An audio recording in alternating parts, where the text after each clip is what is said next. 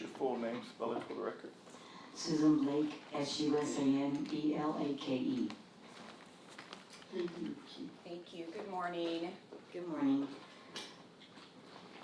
Tell us about your relationship to the victims in this case. Who are you to them? I'm the mother to Joey, and Summer is Joey's wife, of course, and then Gianni, and we always called the little one Chubba, as you heard in the video. How close was your relationship with your son, Joe? Joey and I were super close. Describe for us a little bit about how close you were. Well, when I lived in the area, I mean, if I needed anything done, we would, as a family, even with Mikey, we'd golf together, we went to the beach, we did a lot of things together, snow ski. Tell us a little bit about the type of things that your son, Joe, liked to do. Well, number one, he was a surfer, you know, probably be late for class if he had a good wave, but my dad was a golfer, so we thought keep the generation going. We golfed together, which was fun, a lot of cussing, but fun. And then he loved soccer in the end, you know. He got into soccer, which was, you know, a good exercise. So, describe for us his personality. Laid back, had a funny laugh, made fun of his hair because he had a huge head of hair and he'd always pull it up in a bun. So he was just a very kind person and very giving person. Now, prior to marrying Summer, he had a son, is that right? Yes, he was married to Heather and had Jonah. And did you have an opportunity to see him interact with Jonah? Oh, from the time Jonah was born, he was a very hands-on father. Yes, definitely. Okay. And then at some point he got divorced, right? Correct. And then he met Summer, right? Yes. And did he ever talk to you when he first met Summer? Yes. And can you describe what he would tell you about Summer, his feelings for her? Well, he said he waited a long time to meet someone, you know, that he was in love with. So there was many years, like 4 or 5 years in between. So he really, really liked her. And she lived in Big Bear, so I didn't get to meet her right away. And how long, or do you know approximately how long they had been dating when you finally got to meet her? I don't know exactly how long they were dating. Would he continue to talk to you about her during that time period? Yes, yes. And at some point, he introduced the two of you, is that right? Yes. Yeah. And did you have an opportunity to see Joseph and Summer interact with each other? Yes, yes. I at the time lived in Ventura, so I'd only come down every other week to see obviously grandkids or whichever, so I wasn't around them a lot in the very beginning. And can you describe for us what you observed when you saw them together? They were happy, and of course then I got the news that she was pregnant, so then they were super happy. How did Joseph feel about having another child? He was fine with it, yeah, definitely. He loved kids. And the two of them, did they have the children in a hospital? No, they had a home delivery in a pool in your living room. So they did stuff a little bit differently? Yes. Okay. I wasn't quite sure of the process. And you had an opportunity shortly after that to meet your first grandchild from Joseph and Summer, right? Yes, right away I did, yes. And who was that? That was Gianni, the first one. Okay. At some point, did they learn they were pregnant with their second child? Yes. And can you describe what Joe told you about that? Well, they were going to do it the same process, a home delivery. Was he excited? Definitely. Joey loved kids. Now, had they gotten married prior to having their children? No, they got married after.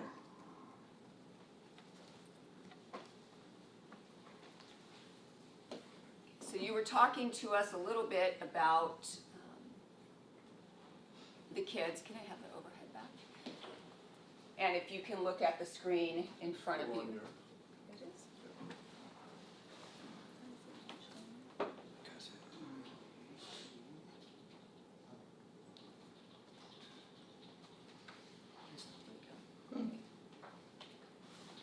Do you remember this period of time? I do. I do. And can you describe for us what we're seeing in this photo? This is down in San Clemente, and that's Gianni and baby Jay. It shows, you can see the store and the day he was born on the 31st. So I was helping with the little guy.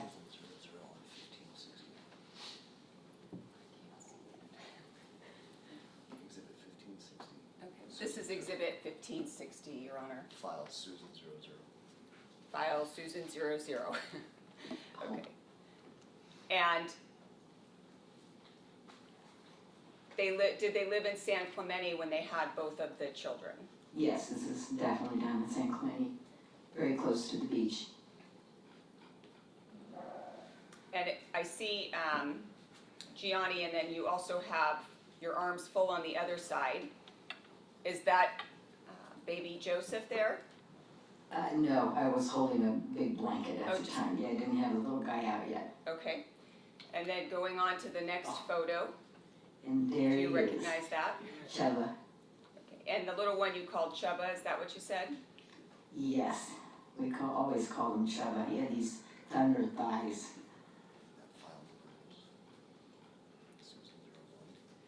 And this file is Susan 01 that we're looking at. And this is also in San Clemente, is that right? Yes. Did you have an opportunity to watch Joe interact with the two kids?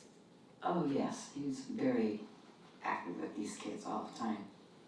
Did you also have an opportunity to watch Summer interact with the children? Oh, yes. She's very, protective mother. When you say that she was a protective mother, what do you mean by that? Well, she would watch the toys she would purchase because she was always worried about, something.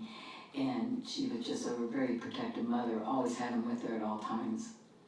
Now, I know that you said that you had a nickname for Joe Jr. Did Gianni have a nickname at all? No, we just called him Gianni, or G. Okay. And you indicated that at some point Joseph and Summer got married, right? Yes, they did. And Okay. And do you recognize, this is file Susan 02, do you recognize that? yes, this was at the wedding reception. Okay, and can you describe for us what we're looking at? Okay, the two babies on the bottom, you can see Chubba with my hand on him, and then that's little Purity. That's Joey's son, Jonah, with the curly hair, just like his dad. And then that's Bella. Oh, actually, up there, right? Bella and the Shekinah's in the top, which are Mikey's 3 daughters. Can you describe for us what type of a day this was? Oh, it was a blast. It was with all the grandkids dancing music. It was a wedding. Where did the wedding take place? It was in just south of Mission Viejo. I'm not sure if that's called San Juan Cap. At a facility that has along the woods, and it's really pretty. The church and everything. Okay. And showing you the next picture, this is Susan 03. Can you tell us what this is? This is outside during the wedding. And is that you off to the left of the photograph there? Oh, yeah. Okay. This And- is all part of Exhibit 1560? Correct, Your Honor. Okay. They're doing their vows then. You can see he's putting on the ring. Joey wanted a big wedding. Usually it's the girls that want the big wedding. He wanted a big wedding.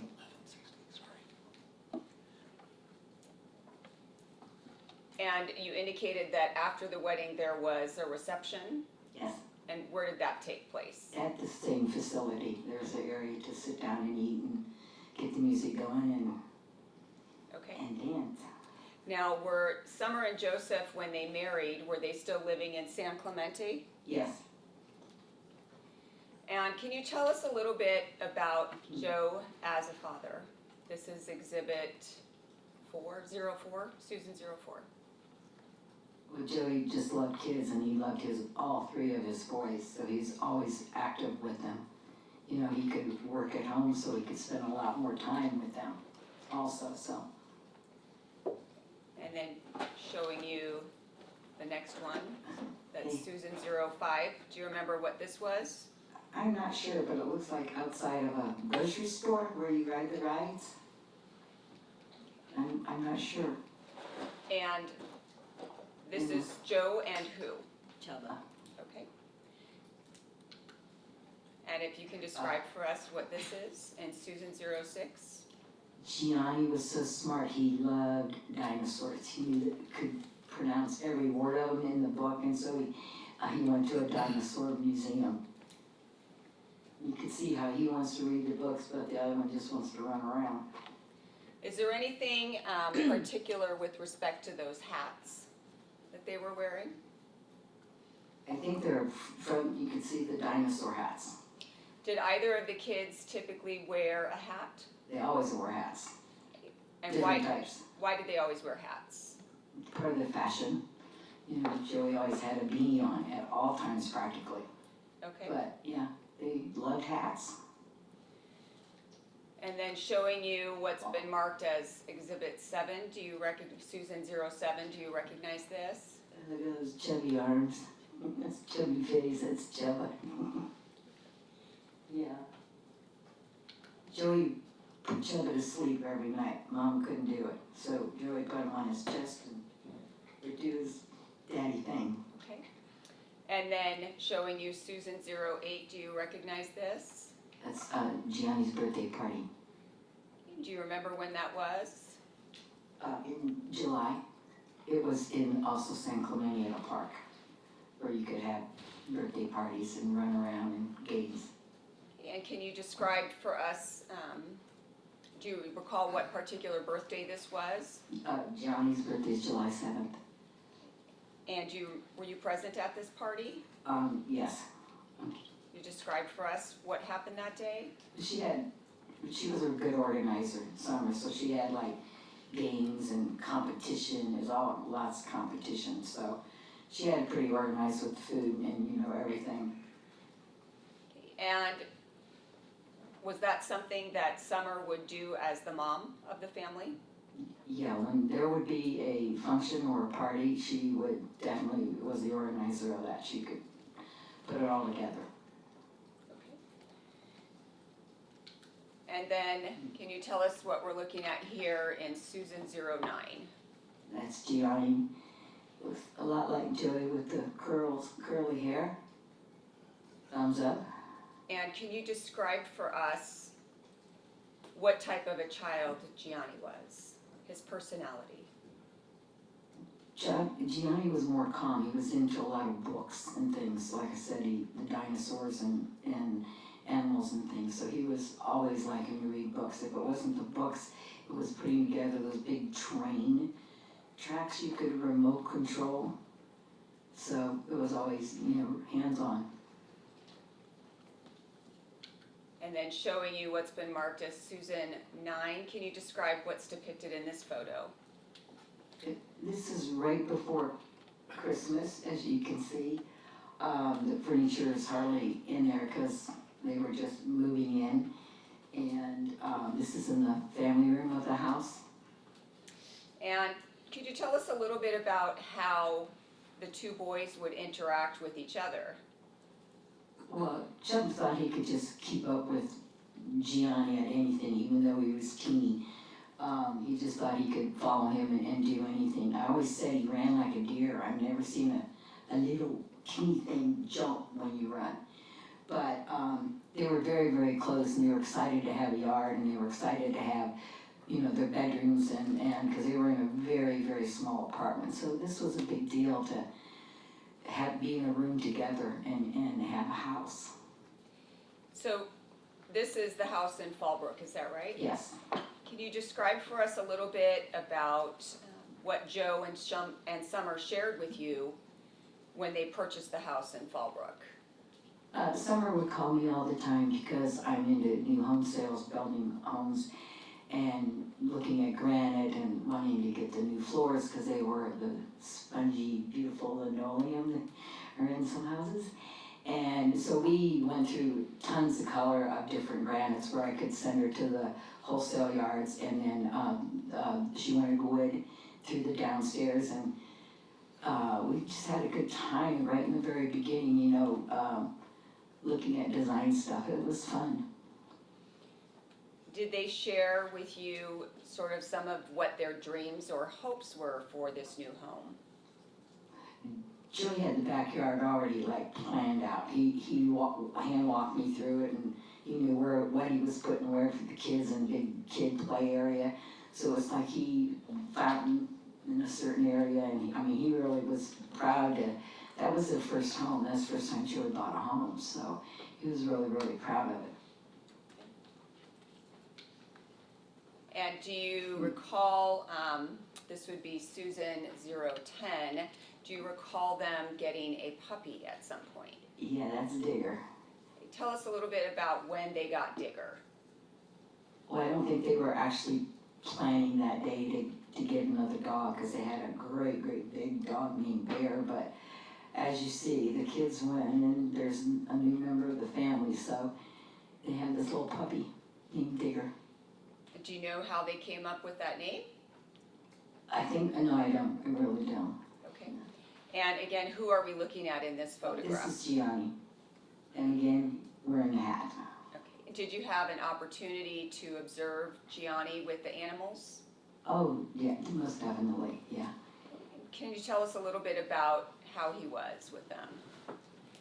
Well, as you can see in the picture, he loved the little guy until I think it starts snipping a little bit because they're just puppies, but they would run, let the dog follow him, and run all over the backyard and back into the house and wear him out. Now, in this particular photograph, it looks like Gianni is wearing a backpack. Do you remember Gianni with backpacks at all? Yeah, he had his books in him, the dinosaur books. And is that something that Gianni would want to take with him all the time or wear? He definitely always had a little backpack, yeah.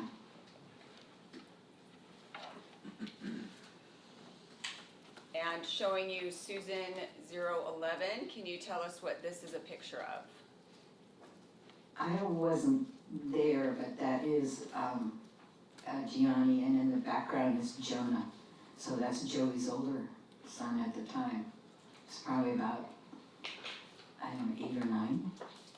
And was Jonah, do you know how Jonah felt about having little brothers? Oh, he loved them. Yeah, he loved the little guys. He did a lot with them.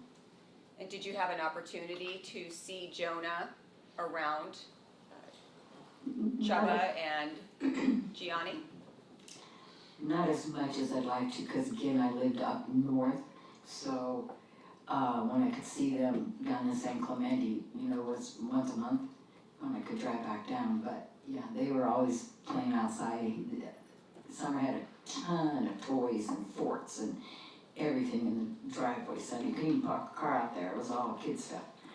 So they'd be out there sometimes playing. And then showing you what's been marked as Susan 012. Do you recognize what's depicted in this picture?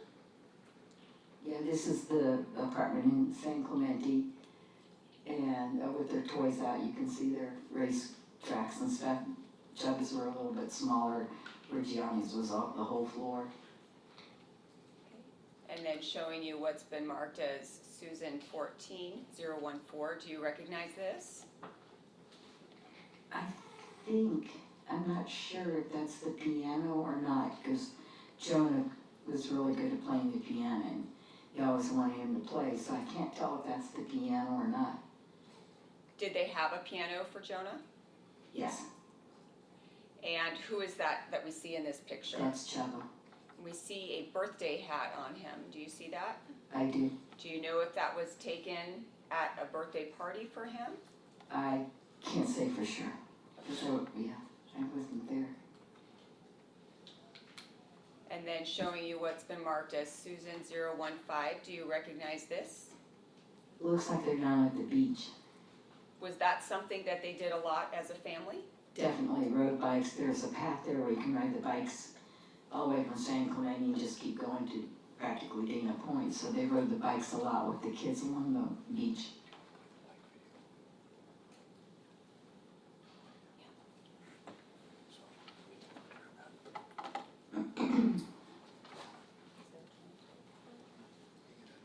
Yes. Yes. I see the transcripts.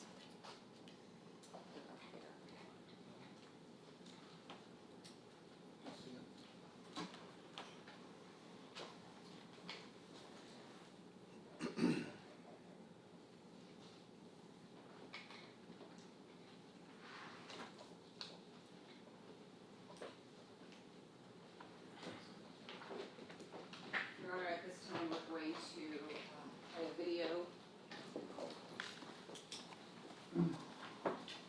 What exhibit is it?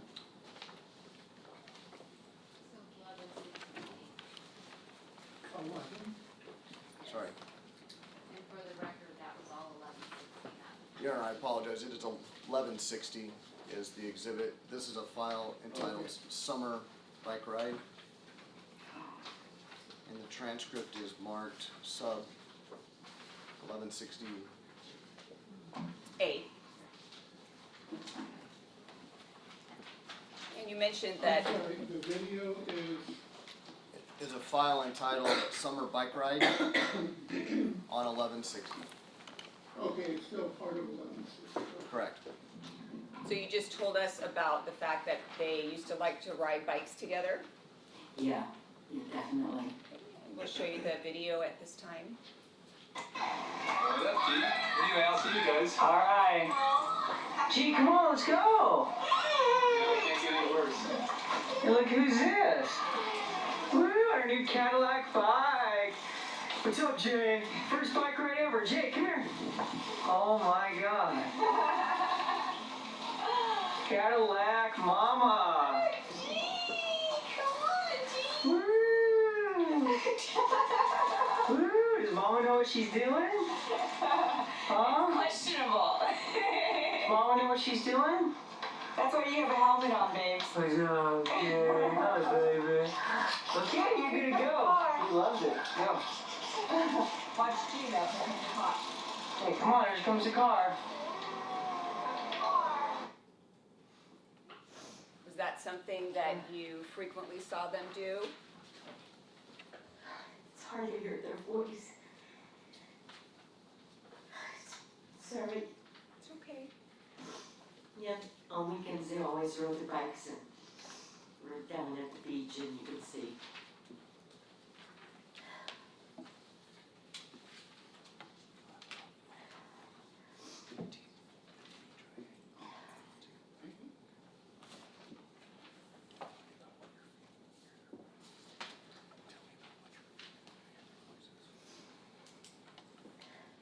What does it make you feel when you hear their voices and see the video?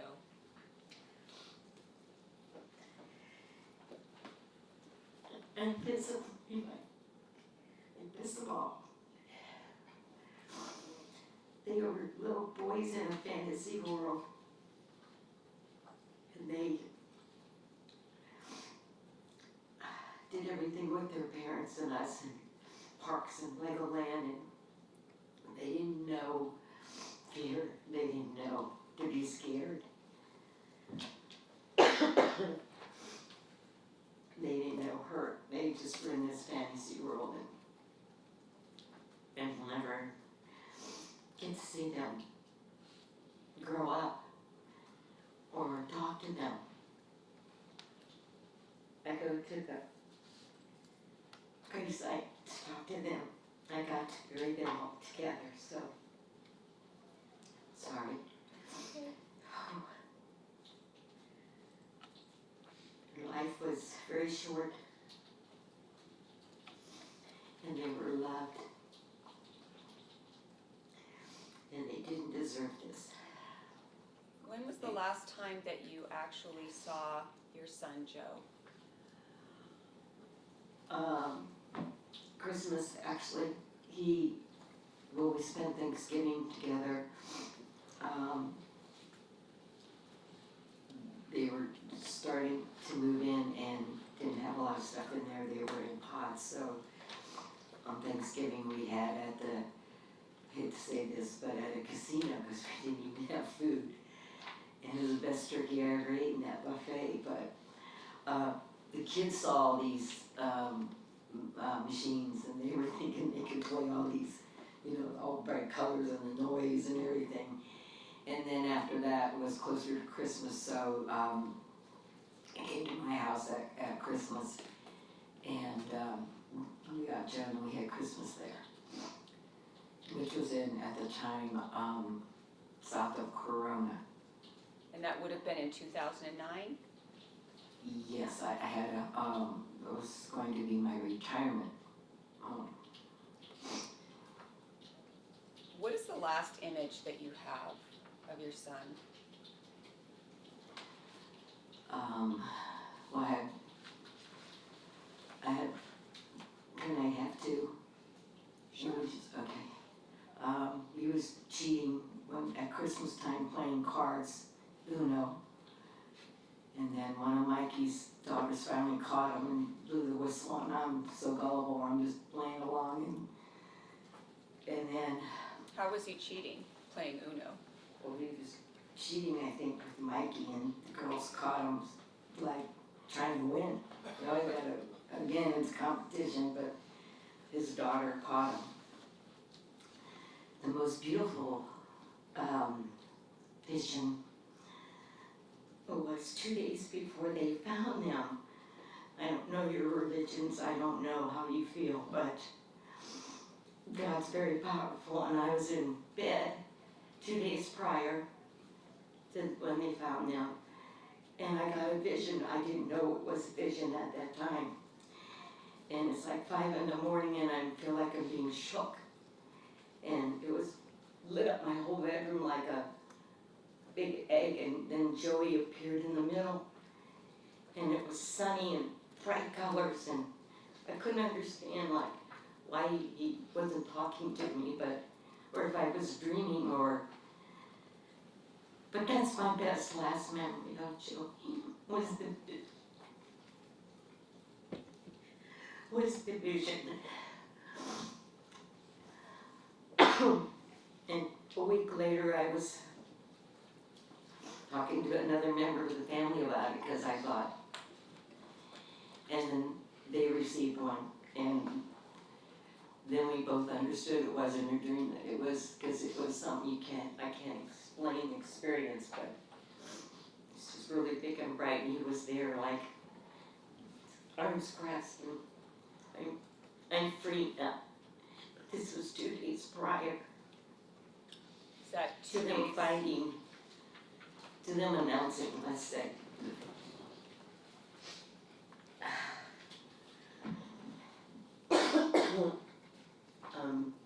Till they announced that they had found their bodies. Now, I know we talked about this a little bit prior to this, but when you found out that they had found the bodies, where were you? In my office in Valencia. 2 days, yeah. Was any- Mikey had called me, and he had said that they had found Joey Summers' body. And I'm sitting at my desk thinking, I never gave up hope. I always wanted to walk in the door. I didn't care what trouble they was in. I'd give him a big hug and smack him. But he told me they were dead, and I said, what about the little boys? And he said they were too. And I just fell to the floor of my office, and my partner at the time helped me out. You can't comprehend the feel. This isn't happening. It's not true. It can't be. But I want to take you back into the time period between when you first learned that they were missing until you learned that they had actually found the bodies. And when you went that first day to talk to Detective Dugal that night, I believe it was February 15th, at the house, what were you thinking at that point? At that time, I didn't know what to think. You just don't understand what's going on, or they're even, that they're even, you know, really missing. What were you hoping? They were on a vacation, because they do little pop-up vacations all the time, and go up to Big Bear and different places, so I'm thinking something's, you know, not right here, and they asked us a lot of questions outside in their cars, and then your nightmare starts. You'll do anything to find your child, and What kinds of things did you do to try to find the family? I put in Mexico, because that's what San Diego Dugal let the public believe, that they went over the border. So for a year I put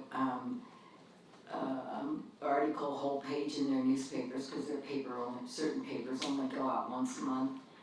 Had it done in Spanish, that please help me find my family. And I did it in the magazines, and then I went down there several times with my friend who, some people thought we were crazy to go to these little villages where there's like no computer, but fishing boats come in and pass out flyers.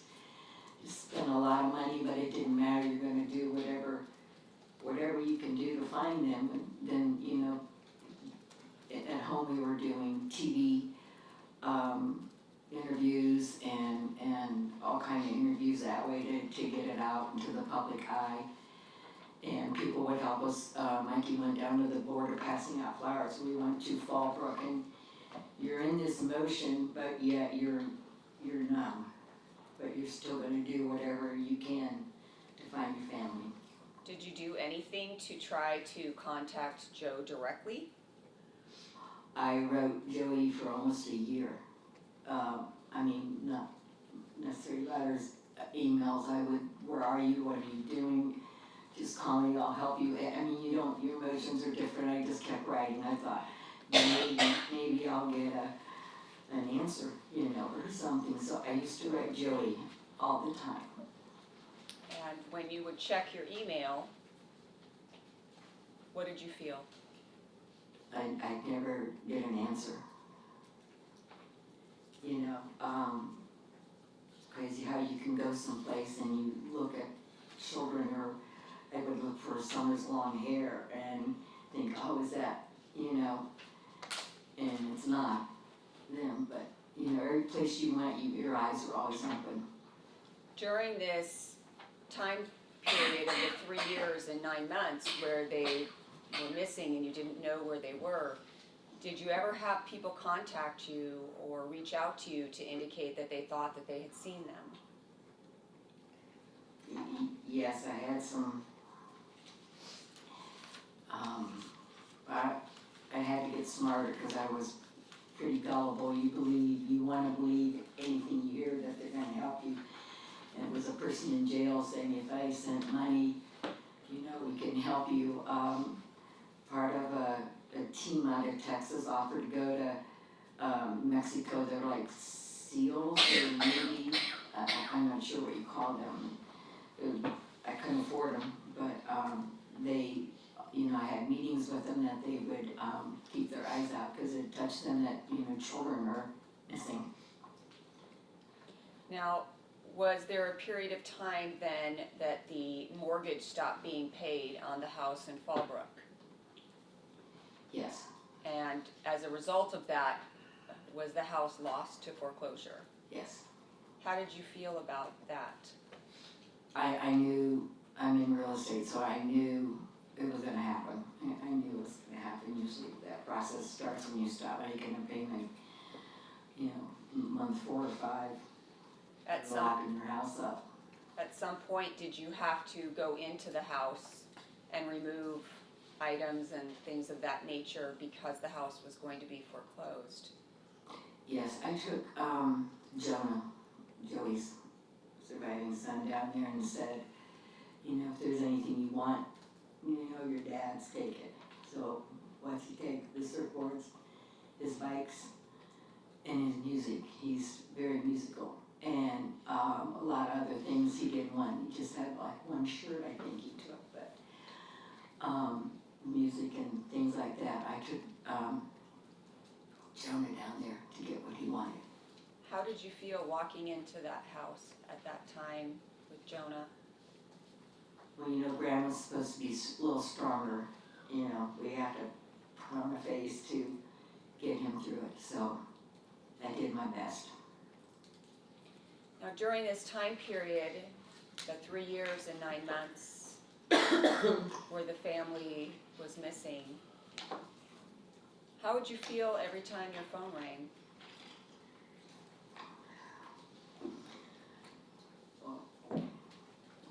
Anytime your phone rang, even if you're at your work or business, you know, you're always looking down to see if DeGaulle or somebody's gonna call you with a lead, with anything, or they found out something.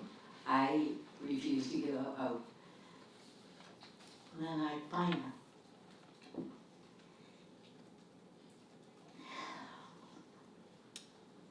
Now, at some point, you indicated that Mike, your son Mike, called you and told you that they had been found. Mm-hmm. Did you have to notify anybody or call anybody and let them know that the family had been found? I knew I needed to get a hold of Jonah's mom or his stepdad to talk to Jonah. We knew, you know, the media was going probably crazy, so we knew we had to get to Jonah. Someone had to get to Jonah, his family, to tell him. Can you tell us about that phone call? Well, I just had called Heather, and it's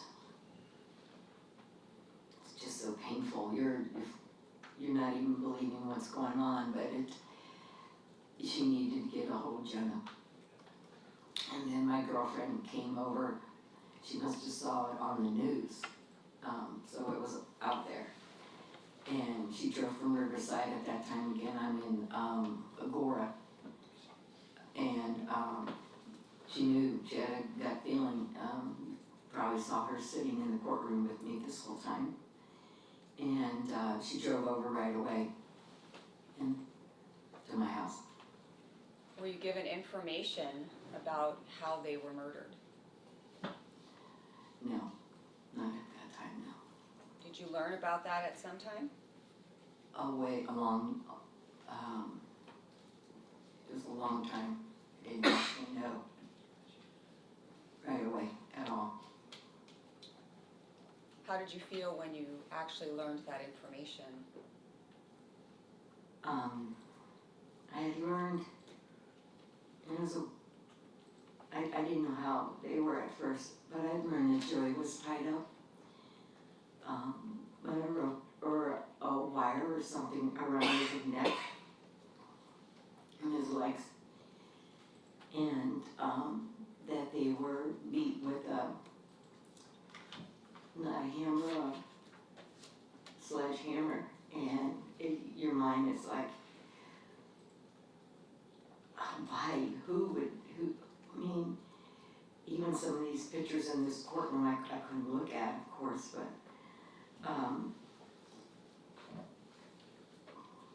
Did you at some point go to the area where you learned that the bodies had been recovered? I couldn't go for a long time. I just couldn't. I wanted to have a memorial service like I thought Julie would like, and I couldn't go there, so it was way after Easter, and I went out there with my girlfriend, and we're lost and can't find it, and she's thinking I'm crazy because I'm carrying these bags, and I had bought solar lights. 'Cause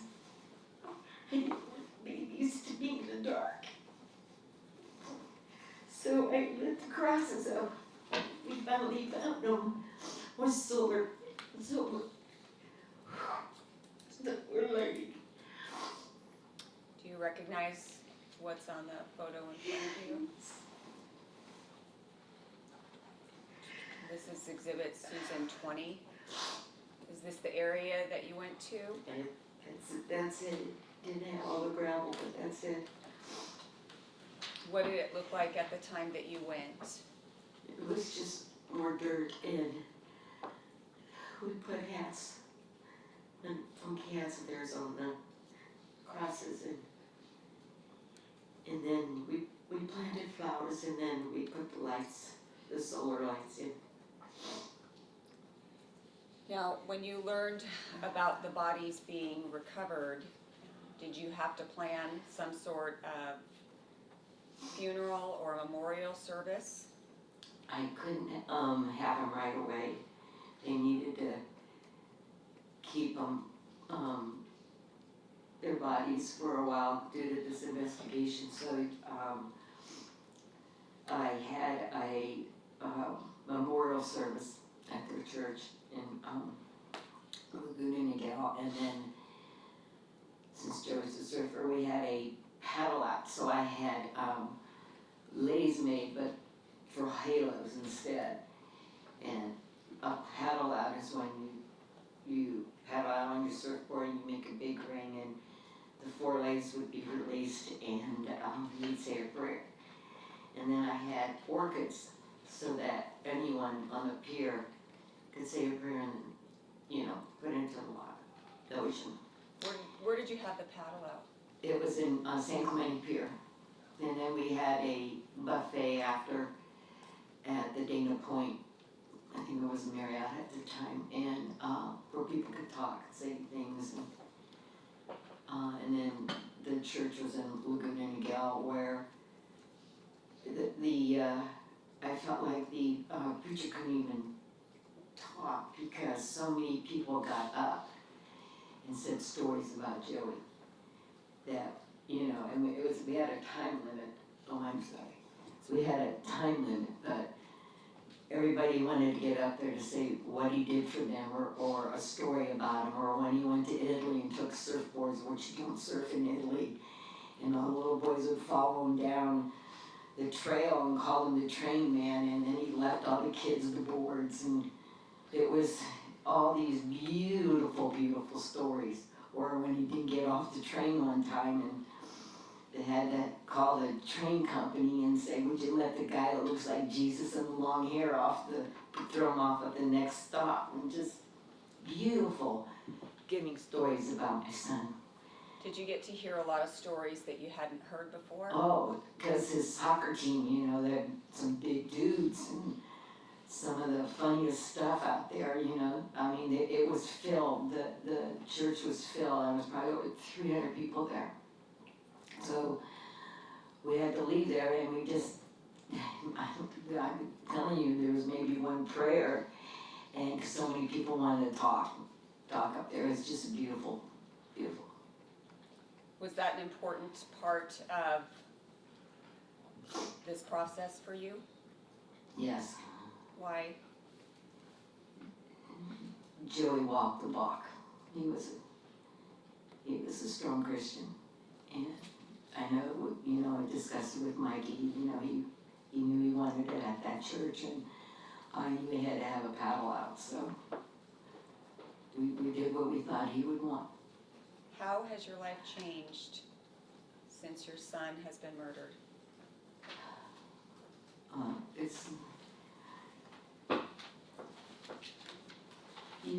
One minute you have a whole family, and next minute half of your family's just missing, and the hurt will never go away.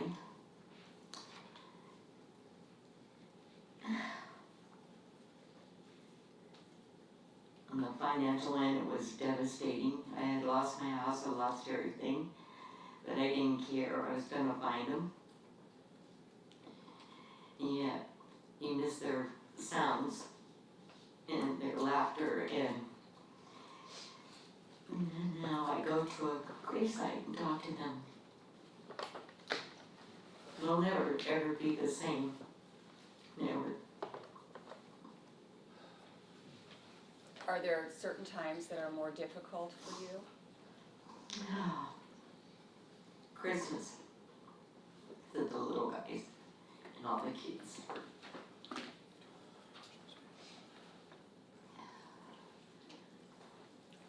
What do you miss the most about Joe?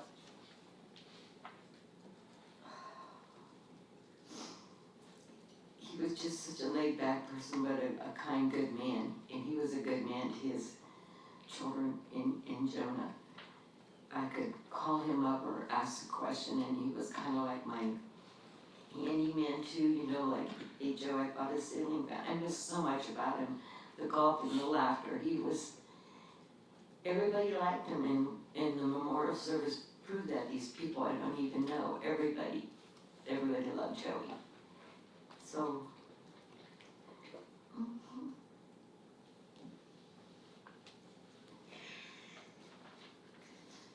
I'll always miss him and his family.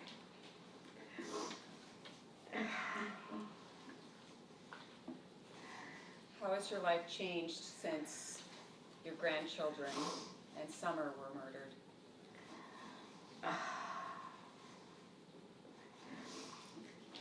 I finally got a kind of a transfer to be down here closer to the kids and not up north.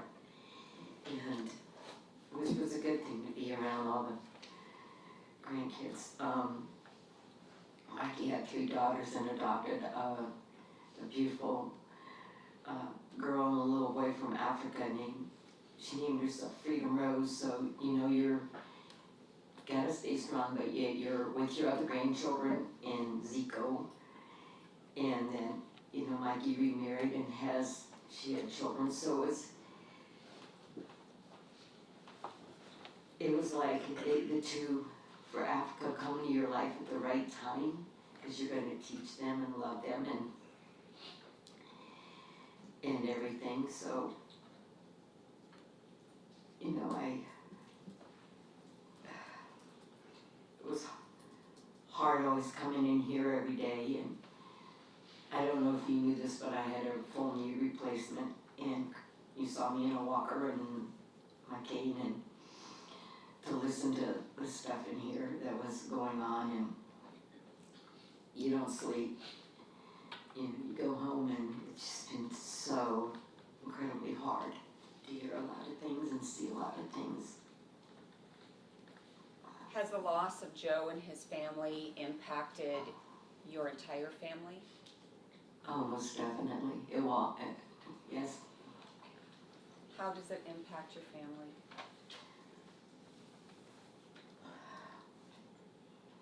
You don't have those family get-togethers like you always have at Christmas, and it's just a hurtful, devastating. I don't know how to explain it. It's affected the family. We've stuck together and have fought together as a family to find them, of course. But I can't explain it. It's just like an effect that won't go away. I don't have anything further, Your Honor. All right, we'll go ahead and take our morning recess, it's 10, 15 minutes. See you when we're back in 15 minutes.